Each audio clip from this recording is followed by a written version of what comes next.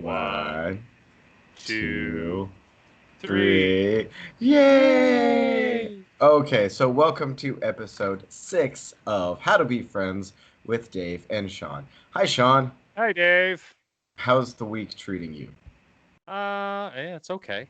It's Yeah, just kind of a weird one, but I mean, it could have been much worse. So I'm happy with where I am. I get my patients do that to me. I will throw a could be worse when they're like, it's so bad. And I'm like, it could be worse. And they're like, no, it couldn't. I'm like, you're not doing underground gardening, so yeah, it Right, can be exactly. worse. You woke up 6 feet above the dirt. That's right. You should be Um, happy. and today's episode is kind of special in that we're recording it a day earlier because we have lives, and both of us have worked. How many hours did you work today, Shawn? Today I got off at about 8.5 hours, so it was a short day.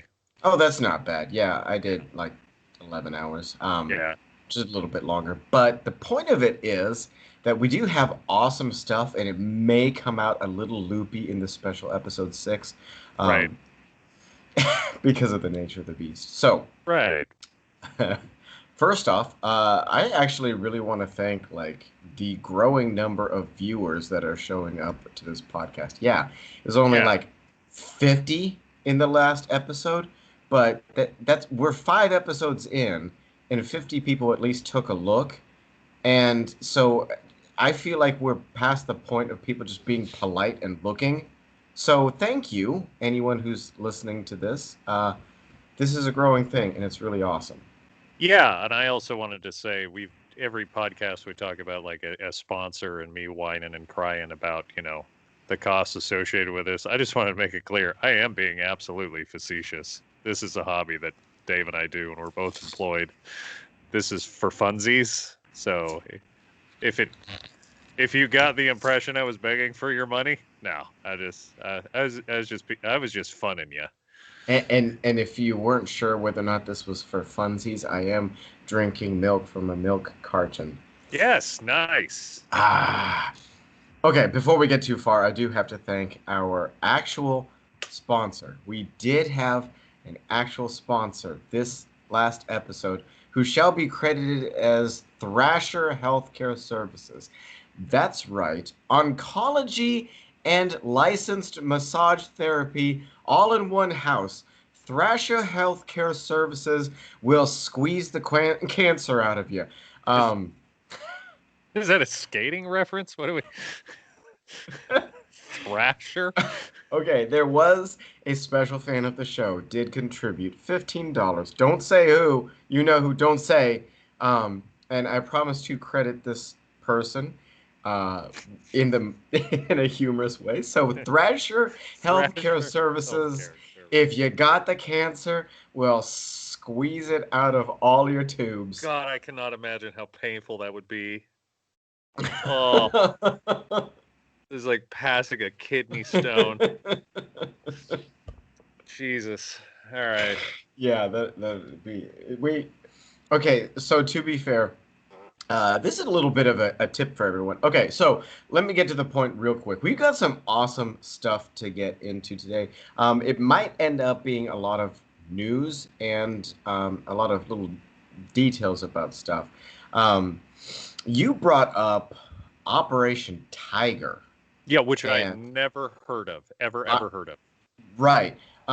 If you're listening to this podcast, my buddy Shawn sent this to me, and I'm like, are we actually going to be one of those podcasts that starts delivering bonkers information?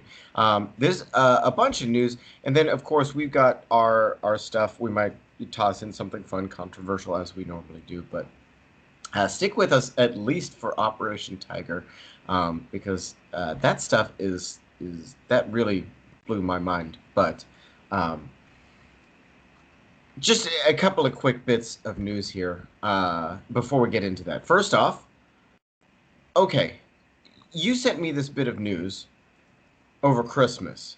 We missed it on the Christmas episode. I really do want to talk about it. Can you tell me about on that Good News Network this particular group of benevolent truckers? Oh yeah, so this was really cool. Let's see here. And I do love the fact that, let's see, Sikhs hand out thousands of meals to stranded truckers, then fill 1,000 sandbags for flood victims. This was less about them being Sikhs and more about the fact that I thought it was awesome. I don't know how to pronounce it. I want to say Kalasa Aid International. Basically, what happened was on the M20, they had shut down one of the borders because of coronavirus, and basically all the trucks and truck drivers were stuck. Mm. They couldn't get into country, couldn't turn around, and so they delivered 1,000 pizzas and 1,000 pizzas and 1,500 bowls of curry and pasta to the truck drivers that were stuck on the road. And then after they finished that, Bedfordshire was flooding. And so they got 4 tons of sand and distributed 1,000 sandbags. I just think it's really cool when groups like this just bounce back and forth, like helping Yeah, out it people. is. I think that's really awesome. And it just kind of brightened my day. Well, yeah. Uh, I'd like to reference back to the Christmas special in the regard that once again, doing good for people is not something that the good Lord baby Jesus holds a monopoly on. In fact, he wants everyone to do, regardless of religious predilections. This made me happy, and it also raised the question, which was more efficient for feeding people, the pizzas or the curry? And what was the result a couple of days later when they got home and actually had to finish the digestion process? I don't know. We got some pretty bad pizza out here, so I would say it's kind of a 50-50. Who knows? Okay, for those of you early on in our episodes, we talked a little bit about how they're doing something with windmill blades, and that's a bit of the controversy that I'm willing to toss out. Is are if y'all have anything out there, I'm not just talking about saving the planet. I'm talking about, well, heck, let's go back to the religion, politics, whatever. Try to do it rationally. Try not to be crazy about it. Try not to go Green New Deal about things. So I have another piece of good news to show that you don't have to shut down the gold dang world in order to do positive things for the planet. I don't know if you saw about this, but this came across from WRI.org and Bloomberg, but I don't have a subscription to Bloomberg because I'm poor. This came across that Occidental Petroleum is using CO2 capture technology to force oil out of the earth in order to save the planet and continue to operate their fossil fuels. It sounds like a paradox or an oxymoron or a dichotomy, whatever fancy 3-syllable word we want to use, but it actually works. Did you read this, Shawn?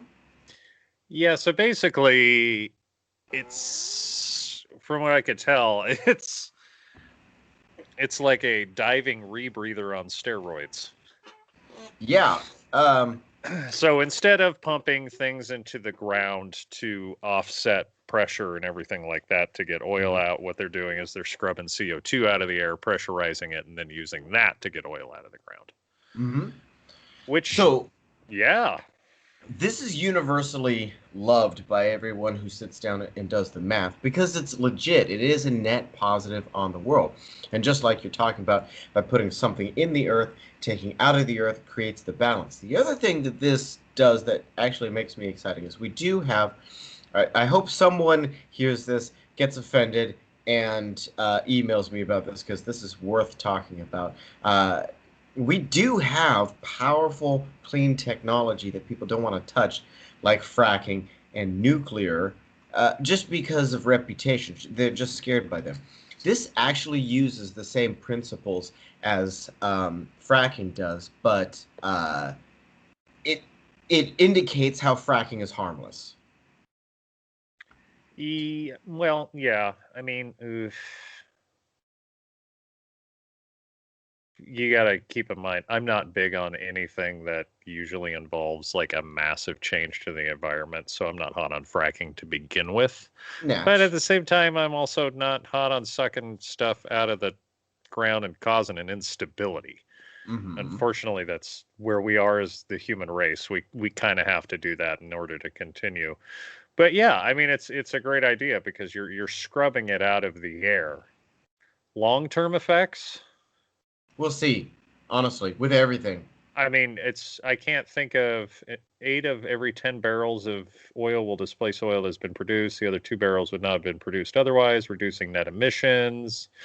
I don't know what comes into pumping a bunch of CO2 into the ground, but Actually, that's one of the interesting things that people need to look about. This is why I hope that people will be rational when we consider how to change things. So, uh, the alternative meat products are becoming more and more popular, and I have no problem with that per se. We're still not quite to the point where we can simulate meat that has all of the nutrition that actual meat has. But here's the point: ranching and certain forms of agriculture can't really go away because of the fact that, not just because we'll make the ground fallow by constantly farming and never rotating to something else, but also because cows and the earth process CO2. So, obviously, in a long enough timeline, everything works out, but having CO2 in the earth is a natural process of changing it out, apparently. Just right. sucking on this milk and it's making me happy. Oh, good. I'm so glad you're sucking on something that brings you joy. Yeah, I feel like Luke Skywalker. Yeah. No. Crickets. Yeah, no, that is cool. I like to always see that there's, somebody's thinking outside the box. Mm-hmm. That is. Okay. Final bit of news. Yes. There are a bunch of people out there who might be freaking out right now because the NRA is filing for bankruptcy, Chapter 11 bankruptcy. If you are listening to this, and we are, by the way, getting the audio version of this up and running, we have 1 episode up. Google's fun to work with. Let's move forward with the point. If you're listening to this, my friend Shawn just hit us with a wonderful eye roll. Why are you rolling your eyes so hard, Mr. Shawn? Because whenever a large company files bankruptcy, it always makes it into the news. And honestly, by the time the paperwork is done and the papers are signed, it doesn't do jack crap. It doesn't mean anything. Bankruptcy is just the government's way of escaping debt.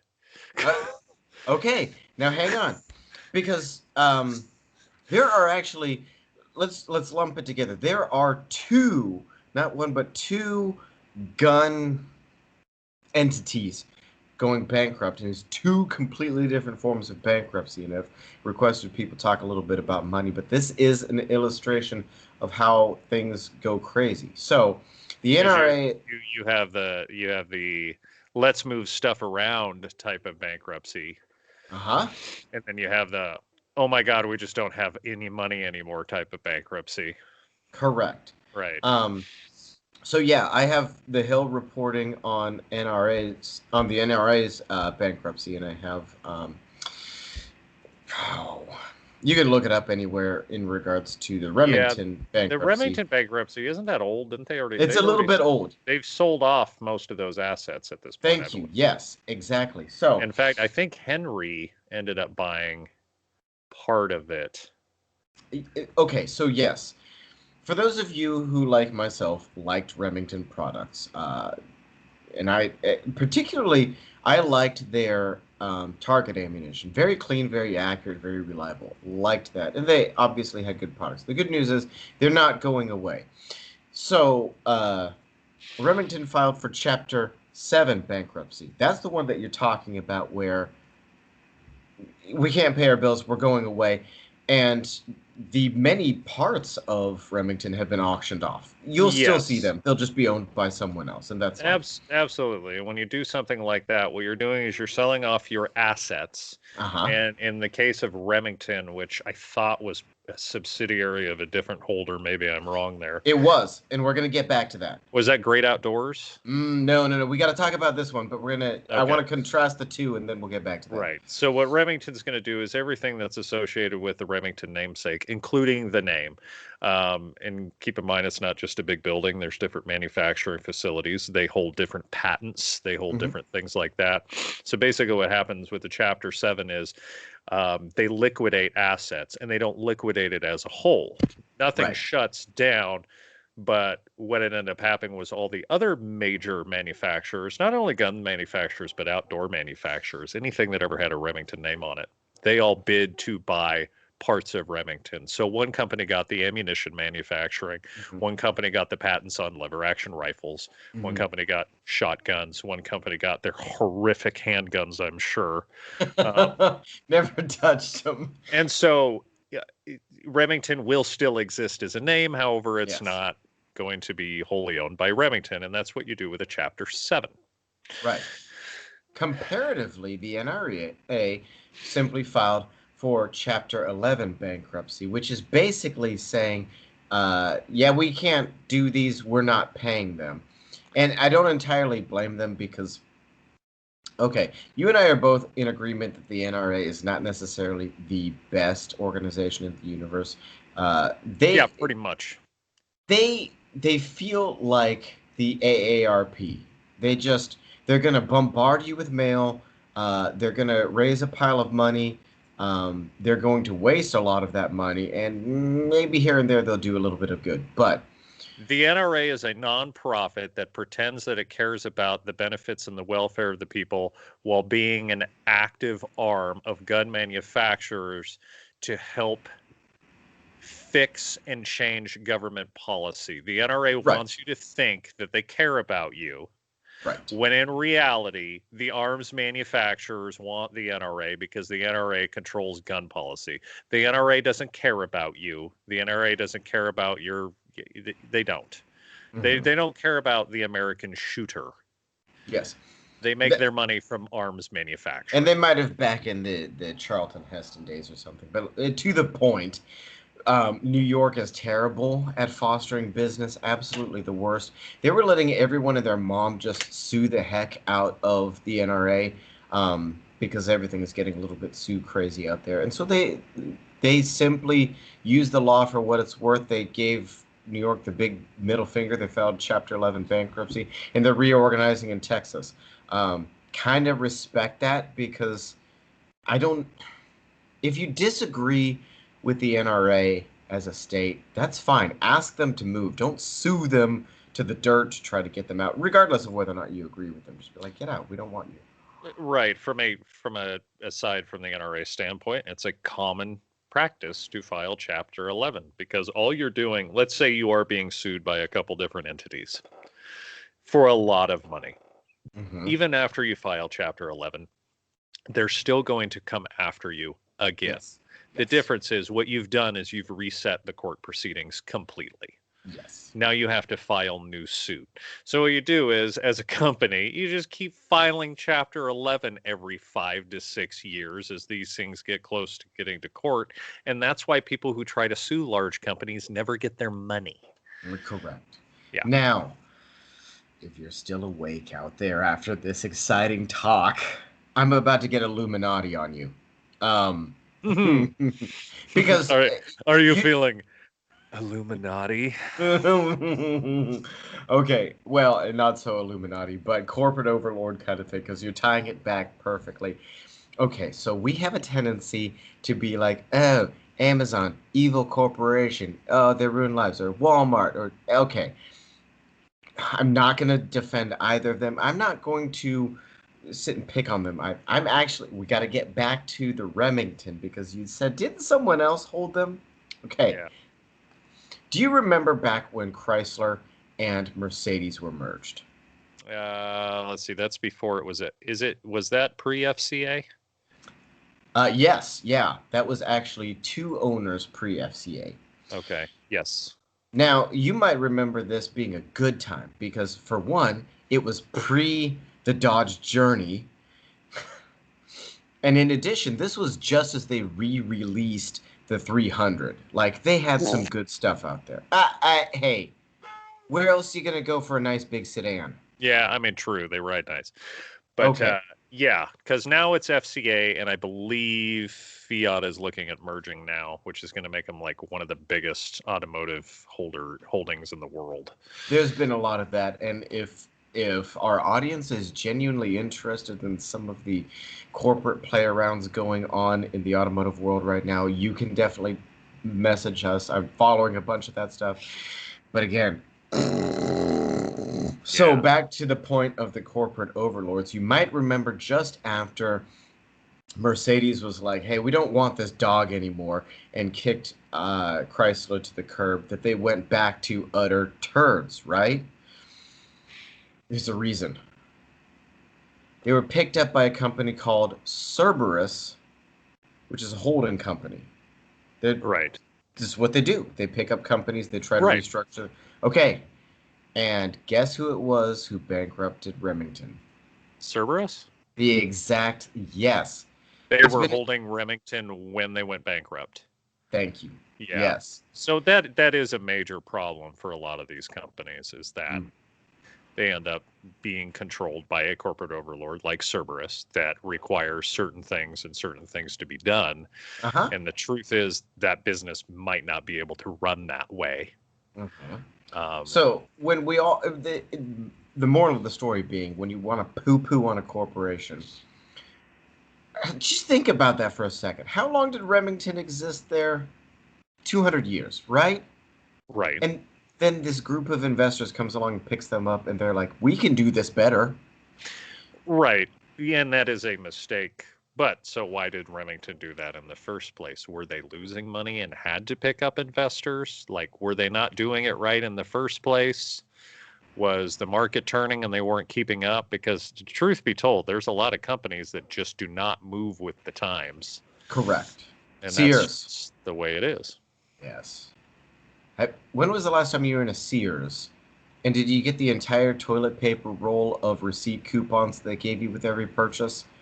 So we used to have a Sears in the last time I was in a Sears was, I believe, at the mall in Medford, Oregon, which is a Yeah. weird thing to say that we had a mall. Yes. But Sears was depressing. I hated Sears. Mm-hmm. Sears really was a depressing place to go into.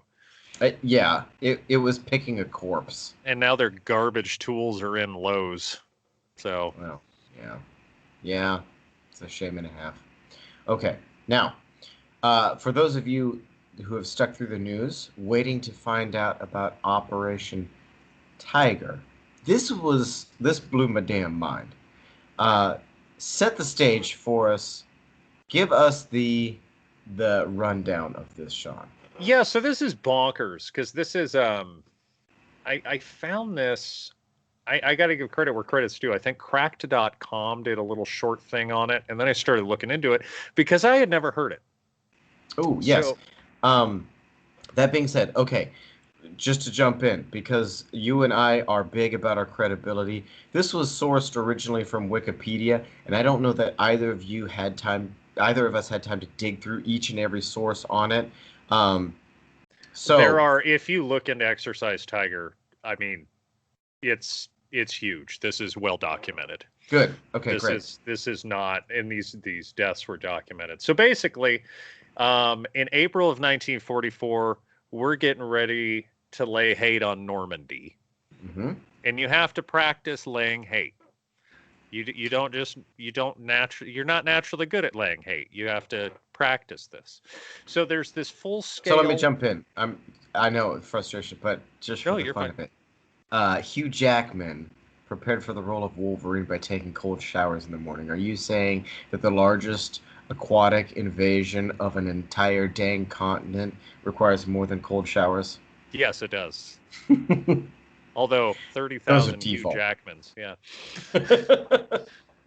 So basically, here's what they do. They identify a beach that looks like Utah Beach in Britain. they evacuate this area called Slapton. They get rid of all 3,000 residents because this is going to be the perfect beach for us to practice on. And so the first 3 days are embarkation, which is getting on, getting off, right? And if you've ever seen World War II movies, that involves climbing down a giant net ladder onto a floating boat. And then landing on the beach and then offloading from the beach because they were using at the time what they called LS or TLSs or tank landing ships, which from what I recall could hold like 300 soldiers each and 60 vehicles. So these things are massive. So they're practicing embarkation. Now, two things happen. One, the Nazis are like, damn, there's a lot of boats out there. I wonder why. So they send out e-boats. And an e-boat basically looks like a PT boat. If you've seen a Vietnam War movie where they're driving the boats through the jungle, these are literally torpedo boats. These aren't submarines. These things travel like 36 knots and fire torpedoes. These things sneak out. Is that out. fast? Yeah, that's actually pretty quick. Yeah. All right, cool. So these things take off in the middle of the night. They see all these LSTs that are supposed to be protected by two British ships. At the time, the British and the U.S. weren't using the same radio channels, which, by the way, this fixed. This is one of the reasons that, everybody uses the same radio channels now. One of the boats had collided with an LST and was going in for urgent repair, so it was only protected by one destroyer. Okay. And these Nazis went nuts. They just started firing torpedoes left and right, sunk a bunch of these boats. A lot of the soldiers died or froze to death. So let's take a look at this. LST-289 set on fire but made it back to shore with a loss of 13 personnel. LST-507 torpedoed and sunk with a loss of 202 U.S. Army and U.S. Navy personnel. LST-511 damaged by friendly fire from LST-496, resulting in injuries to 18 Army and Navy personnel. LST-531 sinks within 6 minutes of being torpedoed with the loss of 424 Army and Navy personnel. This is a complete disaster. Let's just clarify because we might have missed that. And they call it the Battle of Lime Bay, but this is only half of what happens in this 24-hour period. Okay, yes, a very short abbreviation. This was an ambush of a training exercise that also, I don't think he hit the point there. No pun intended. There was like live fire, friendly fire included in those casualties. Right. So the live fire, friendly fire incident that was included in the casualties. This is just what we covered there was just the E-boat attack. So what happened is they set what they called H hour for 7:30 in the morning. And what they were going to do is they're starting their landings on the beach at H hour at 7:30. Now, they run into some problems. There's a delay. So they pull H hour back to 8:30. And they're landing in waves. So the first wave hits the beach at 8:30. So the whole point of the practice was naval bombardment of the beach, and then first wave, second wave, third wave. Right. They postponed till 8:30. They start naval bombardment. Wave 1 didn't get the word. As wave 1 of the LSTs is landing on the beach at 7:30, it is being hit by Navy artillery, and 450 men are killed in a friendly fire incident because of a lack of communication. Right. It is I had never heard. It was a complete disaster. On top of that, when the Germans report back that they have attacked these boats and where all this is happening, at the time, 10 high-ranking Navy personnel are missing. They're the only ones that know what this training exercise is about, right? And they're missing. So they completely stall out the Normandy invasion until they can find these 10 bodies to make sure they haven't been captured or being interrogated but obviously not giving the Germans enough credit. They go back, look at maps, and go, hey, it sure seems like they were training at a place that looked like Normandy. Mm-hmm. Which basically, because of all of this and because of the inability to turn back these, it was a complete cluster cluck. We cannot express how bad they screwed the pooch on this. Um, so when you sent this to me today, I actually mentioned it to my nurse. I was like, nobody's talking about this, and this is one of the worst training disasters ever. First off, if 450, how many of the, in that friendly fire incident, how many of those 450 casualties were actual deaths? Did it They're say? saying that as many as 400 men were killed on the beach. Okay. So we're talking over the remaining ships and extras 749. So we're talking about 750 people died in this yeah, this okay. incident. And of course, because of national security, Eisenhower's like, hey, Tamping it down. Yeah. this And so never happened. right, but it did happen, and frame that in the modern perspective as well. We lose a Chinook or a Black Hawk carrying half a dozen uh, soldiers, and it is justifiably a tragedy that makes it all over the news. I've I'm sure if I knew my history better, there's got to be better instances, but I've never heard of 400 deaths in a training exercise before. No. That's bonkers. Yeah. And then just Germans who just happen to be in the area beating the living snot out of us that hard because, like you say, I this is remarkable, but as much training as we do in the military, it's one of those things where it's like, oh, hey, maybe there is reason to do things right and do like an actual assessment before you start training. Right, yeah. And you also have to keep in mind, I mean, the reason they were practicing this was because this was completely the invasion of Normandy looking back, even in its mass. I mean, that was huge. Mm-hmm. This was something completely new that had never been done, which Mm-hmm. is why it required practice. Yes. And yeah, you are going to learn some lessons when you do that. However, yeah, that is a completely horrible mix up. Uh, they did learn some things. First of all, radio frequencies were standardized. Mm-hmm. Thanks. Yeah. Life vest training was provided for the troops. It turns out that some of the troops who had, and we're talking Army people too, or on these Navy boats, they went overboard or their ship sank. They weren't given proper life vest training, and as they attached these things, it actually turned them upside down. So they were floating feet up. And That's then, not correct. That's not how you breathe. yeah, and then I mean, I'm plans not were a made. doctor. And then plans were made for small crafts to pick up floating survivors on D-Day, which you would think nowadays you would think of, but I guess it took that for them to go, hey, people might be bobbing up and down in the water. We might want to grab them out of there. Yeah. Yeah. So, but just one of those things. There is a fantastic video. Mark Felton he has a YouTube channel. He has one called War Stories, which is kind of like a podcast. There's other ones where he does short videos of warfare history. And he does one, it doesn't cover the friendly fire incident on the beach, but it does cover the E-boat attacks. I suggest watching it. Yeah, this boggled my mind. I had never heard of this. Send me a link for that, and I'll put it in the description when this video goes up. Yeah. Don't worry about it right now. You don't have to do that right now. I see you buzzing away at it. We'll get that to you. Anyway, so yeah, history buffs out there. This is pretty dang cool stuff. Operation Tiger. Never heard about it before. Yeah, Okay. Exercise Tiger. So what's next on the docket? Oh, all sorts of stuff. So actually, all right. Someone made the wonderful joke that we're done with the free trial of 2021 and we would like to go ahead and get a refund on our investment, skip straight to 2022.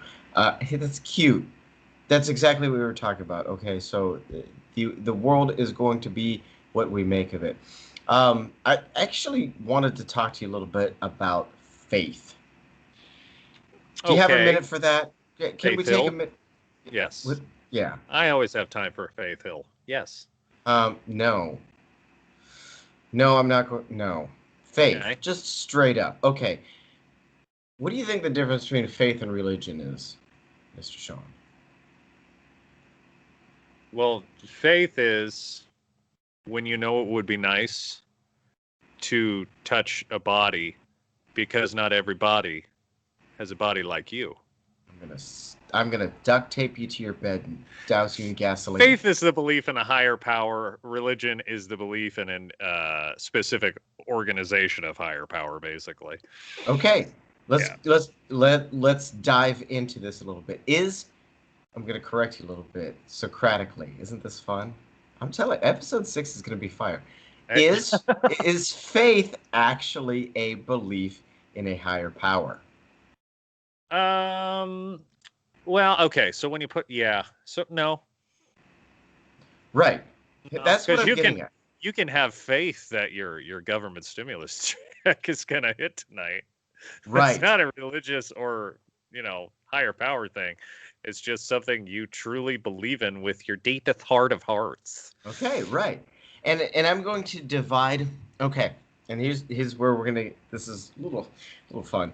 I'm gonna divide this a little bit more. Okay, so what you just mentioned is kind of a hope, actually. So now let's parse the difference between. I know we're getting somewhere. We're going to parse the difference now between faith and hope. What's Okay. the difference between faith and hope, Shawn? Um, Hoping is wanting something to happen, and faith is knowing it's going to happen. Okay, I can see where you're going with that. Faith is hope with action. Make What? sense? Okay, Okay. so if let's go back to just saying that faith If is a faith belief in is God. hope with action, then faith is just doing something. Stick with me. Okay. So we're gonna. I hope people are seeing your beautiful sourpuss face right now. I Just know. This is good. Like I say, episode 6 is gonna be fire. So long as my children stay asleep. Let's see how this goes. Okay. So what I'm saying is that let's go back to the belief in God. Okay. You believe in your heart of hearts in God. Okay. But you never do a damn thing. Okay. You just have a hope in God. okay. Whereas if you believe in your heart of hearts that God exists and you believe everything that he's saying, and therefore you follow his instructions, you are exercising faith. Okay. Okay? Okay. All right. So this is something we need to know to make 2021 not suck because 2020 crapped all over our faith. Oh, okay. All right. Let me get at it. I mean, Okay. I'm tracking. I'm All tracking. right. Yeah. Once again, though, we come from two completely different belief systems. So, Right. Now, here's where it starts coming together. Can a person have faith in science? can a person have faith in science? Right. Think about what we just Are talked we about. basing it off of how you describe faith? Right? Then yes. Yeah. Exactly. But that would So, be following the commandments of science, following the word of science. right. If you have People hope, aren't good at that. there's a lot of things that we're not good at. But you see how kind of putting together one of the things that's messing around with our society is that everyone's been guilty of making poor decisions, okay? I'm not this is not more than one thing can be true at once. Dr. Anthony Fauci might be out there doing his damnedest and at the same time making mistakes. Him lying about masks, okay, was a mistake. And he fessed up to that mistake and said that he lied, but it doesn't change the fact that that damaged faith in science, okay? Now, why the heck was that faith so dang weak, Shawn? That's what I'm starting to think about. The problems with our Yeah, because society. humanity as a whole is regressing. That's why. Thank you. Yeah. Okay. Hey, So you know we what? I've made some mistakes. and this is a kid-friendly podcast. Are you ready for your explicit tag? Mute your shit for 10 seconds. Okay? Most of you are fucking stupid. I'm fucking stupid too. We're not scientists. The whole idea of higher learning is so that the bunch of us idiots can have smarter people above us telling us how to survive. That's the point of it. So Okay. if you think you could do it better, go get a degree and do it better. If not, shut up and listen to the people that are smarter than you. Now, to be fair, academia, that is a logical fallacy. Okay, the truth is truth regardless of whether or not you have a degree. It is a logical fallacy to come from the point of the authority. I have an 8-year medical degree, therefore I think this is correct. Logical fallacy. Okay, but my son is actually sitting with me, helping me with this podcast. He's actually doing research on video games right now. But he and I discuss all the time. I try to tell him all the time.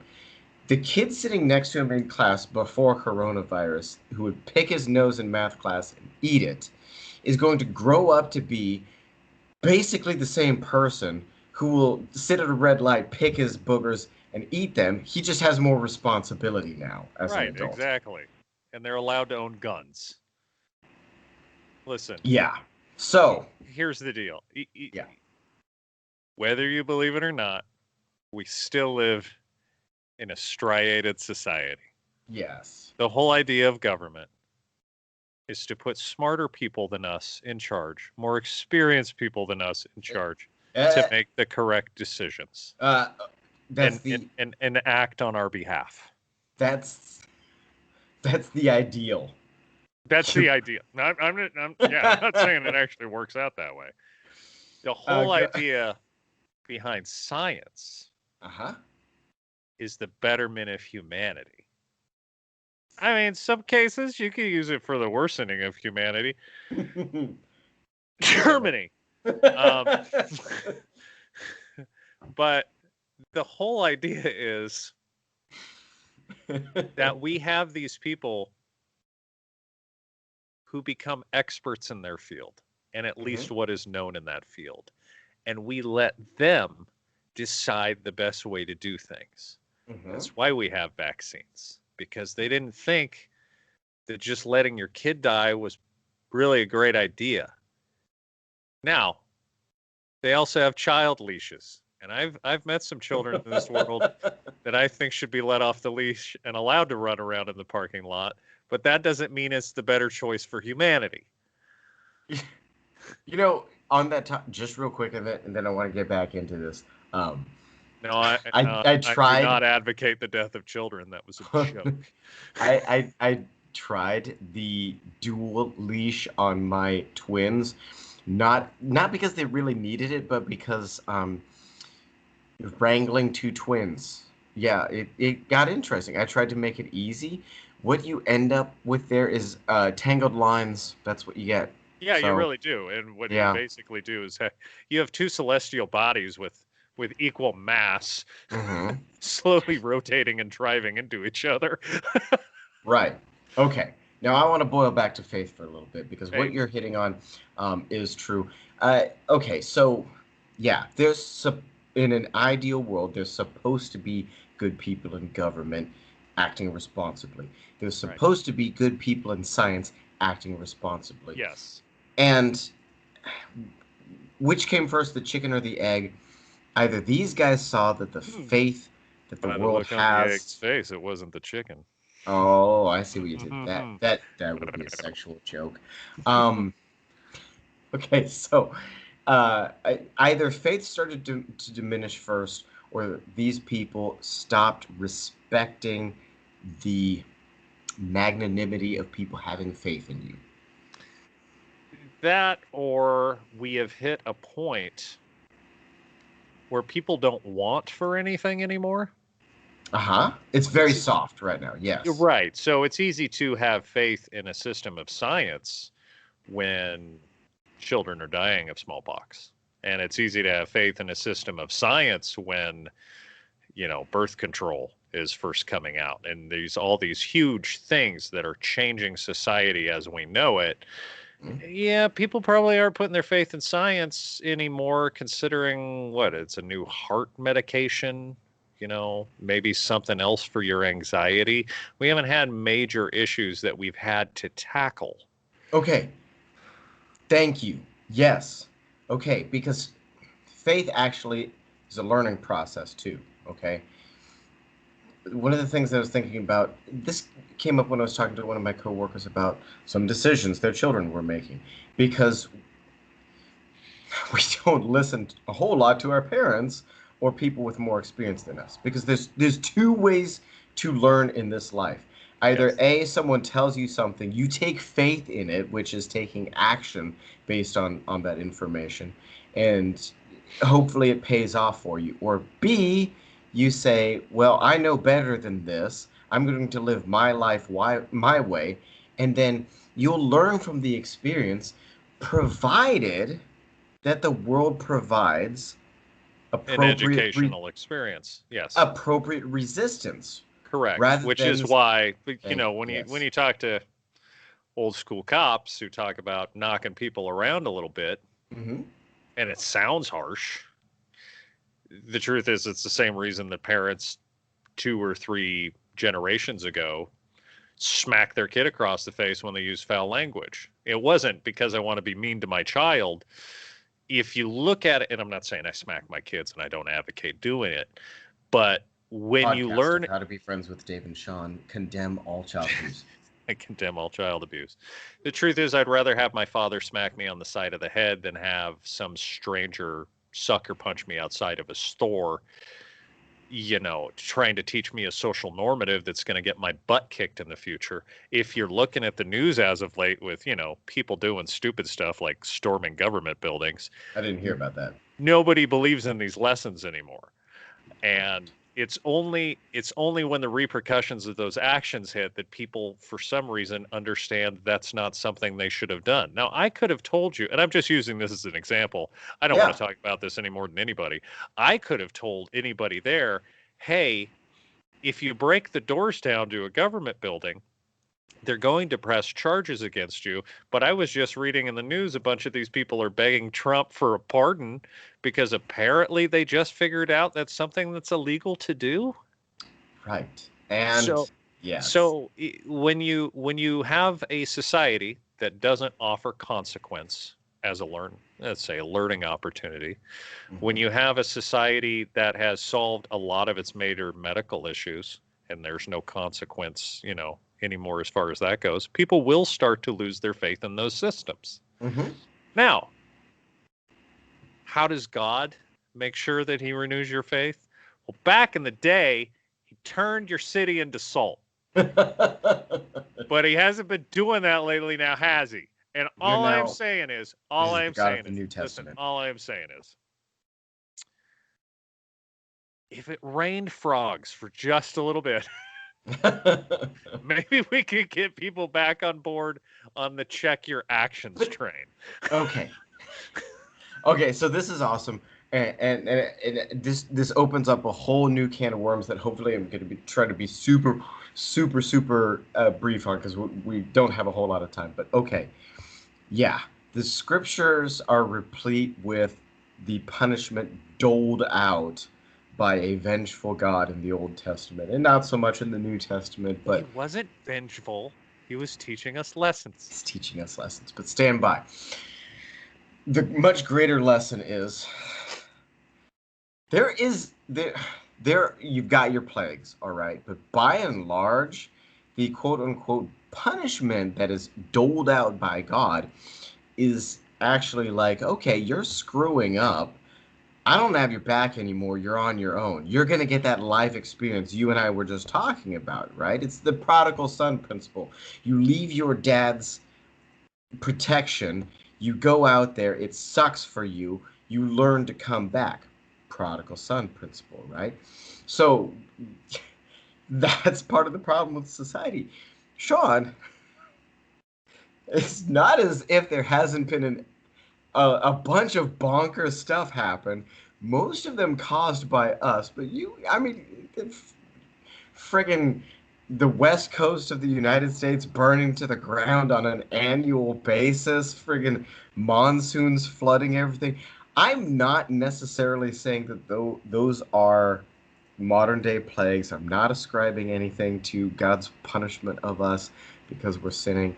I'm j- I am going to say definitively that we're doing a lot of stupid stuff that's causing our own problems for ourselves, and we ain't learning the damn lesson. The thing is, you can do stupid stuff. Everybody does stupid stuff. We've all Hmm. done it. We've all made horrible mistakes. That's just who we are. The difference is, do you learn from them, or you just keep making the same stupid mistakes over and over again? And I really do feel like our generation, our society, has kind of gotten past the point of learning it, and we're just like, yeah, we'll just keep doing this. We're just because this is how we've chosen to live. This is our and if anyone out there, seriously, if anyone out there gets upset or frustrated that we're saying that things are soft right now, because there is a lot of misery going on. I'm not Yeah, there is downplaying a the lot of misery, but honestly, come on. You, society's pamper, as ours is. if there's any question about Salt. how pampered it is, you take a look at how many voluntarily homeless people there are out there. I, they're fat. They they're not starving. They have lush tents and grills and or rotate it this way. You can have a Big Mac delivered to you now. Yeah, I mean, because that's the thing, right? First world problems. My online food delivery was late. Like, it's bonkers, dude. Bonkers. Right. My It's mother super soft. cooked on a wood stove, Uh-huh. like in the middle of the boonies in California. You had to use a stove to heat the house, and on top of it was a flat griddle plate, and that's the only way you could cook. And you had to chop wood. Like, there was no Uber Eats. Right. You know what I mean? So yeah, I mean, am I soft? Yeah, of course we are. Am I softer than my father, or is he softer than his father was? Of course. But do I think we've Yes. reached this like pinnacle of softness where it's going to turn and bite us in the butt? Yeah, I think so. Ooh. No. Ooh, that's a good one. That's a good piece of food for thought. Have we reached the pinnacle of softness, or can we yet get to the Wally world of all of us floating around in a spaceship in our recliners, being fed by robots? Well, I'm pretty sure we can get there. The thing is, once again, is that going to be for everybody, for only those who can afford it? That's like if we reach the Wally point where everyone's on a Starliner, yes, Okay, that's the pinnacle of softness. I gotta twist this. Okay, Yeah. all right. Anyone who's still listening to this point, sorry that we told you Yeah, about you the. fat, lazy sack of crap. Are you listening to our podcast? Huh? Look at your Okay, Cheeto fingers. You pick your nose, Chester Cheetah. Eat some more Cheetos and Uber Eats a pepperoni pizza. You sack I of lard. I am sorry. We have spent about 20 minutes ripping into society. Okay, the moral of the story is each of us lives our individual lives, and we are not beholden to the lunacy around us in society as to the quality of that individual life. No, and I will say that this is how I have pretty much been the last year. I read the news and I go, huh, okay Okay. then. And to yes. So to the point, when we identify that there are problems, it is just like and I'm not you can't fix a problem until you at least point a finger, at least until you know it's there. So, um, Eugenics. so if you agree or disagree with the principle of faith, softness, all of this stuff, let it be to your benefit. Oh yeah, who Um, cares? yeah, because again, the point of this podcast is it does not matter what's going on in the world. you can have your awesome friend. He will have your back, right? Exactly. Now, that being However, said, as a pagan, none of this applies to me. of course, and it's you got this wonderful world. You go, you have a night, you sit down with both Poseidon Yeah. and Goldang Cthulhu, whomever And you want, French kiss a and tree and yes, absolutely. We gotta okay. get So bark on your tongue though. Ugh. splinters. Okay, so um, before we plug our social media and wrap this up, it's Yes. also worth rewarding those of you who have made it to this point, and some of the things that we still have in our dockets. For example, the story arc of Anime Eyes and why it's screwing us up. Yeah, I don't get that. I didn't even read it because I wanted you to We're explain not it to me. we're not getting in. That's for next week. Oh, okay. All right. Shit. We're this is coming up on episode 7. Oh, damn. Okay, so if you're following this, you'll notice that we're actually getting our act together. We have a website now. We have our contact information on the channel. Things are growing.